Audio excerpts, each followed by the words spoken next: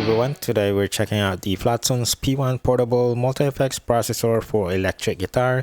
This is a tiny pocket-sized multi-effects unit packed with presets, amp models, and wireless app control. This unit was sent to me for review, but all opinions are my own. Inside the box, you get the Flatsons P1 itself, USB-C charging cable, and a quick start guide.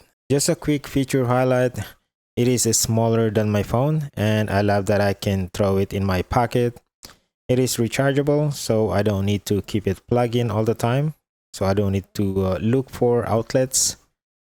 I can control everything through the Flatsons app, including community presets.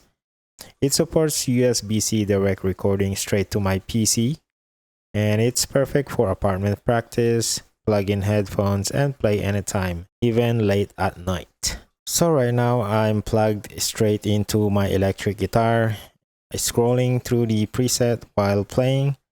I love how responsive it is, switching tones instantly, and I can also load community presets from the app. And since it's rechargeable, I can just plug my guitar in and jam anywhere without needing an outlet. For recording, I can connect it directly to my PC using USB-C, and I can capture clean guitar audio without an interface.